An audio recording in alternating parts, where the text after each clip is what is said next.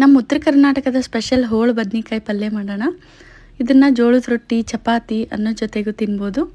ಮೊದಲು 2 table spoon ಶೇಂಗಾ ಬೀಜನ ಕೆಂಪಗಾಗೋ ತನಕ ಹುರ್ಕೊಂಡು ತಣ್ಣಗಾದ್ಮೇಲೆ ಪುಡಿ ಮಾಡ್ಕೊಂಡು ಸೈಡಿಗೆ ಎತ್ತಿಟ್ಕೊಂಡಿದ್ದೀನಿ. ಅದೇ ಪ್ಯಾನಲ್ಲಿ ಹುಚ್ಚೆಳ್ಳು ಅಥವಾ ಗುರೆಳ್ಳನ್ನು ಹುರ್ಕೊಂಡು ಪುಡಿ ಮಾಡ್ಕೊಂಡು ಸೈಡಿಗೆ ಎತ್ತಿಟ್ಕೊಂಡಿದ್ದೀನಿ. ಅದಕ್ಕೆ ಹಸಿಮೆಣಸಿನ್ಕಾಯಿ, ಬೆಳ್ಳುಳ್ಳಿ ಮತ್ತು ಕೊತ್ತಂಬರಿನೂ ಪೇಸ್ಟ್ ಮಾಡ್ಕೊಂಡು ಇಟ್ಕೋಬೇಕು. ಬದನೆಕಾಯಿನ ಮತ್ತು ಈರುಳ್ಳಿನ ಉದ್ದಕ್ಕೆ ಕಟ್ ಮಾಡ್ಕೊಂಡು ನೀರೆಲ್ಲ ಹಾಕಿ ಇಟ್ಕೋಬೇಕು. ಒಂದು ಪ್ಯಾನ್ನಲ್ಲಿ ಎಣ್ಣೆ ಹಾಕ್ಕೊಂಡು ಸಾಸಿವೆ, ಜೀರಿಗೆ, ಕರಿಬೇವು, ಈರುಳ್ಳಿ ಹಾಕ್ಕೊಂಡು ಈರುಳ್ಳಿ ಫ್ರೈ ಆದಮೇಲೆ ಬದನೆಕಾಯಿ ಹಾಕ್ಕೊಂಡು 2 ನಿಮಿಷ ರೋಸ್ಟ್ ಮಾಡಿಕೊಂಡು ಮುಚ್ಚಳ ಮುಚ್ಚಿ ಬೇಯಿಸ್ಕೋಬೇಕು.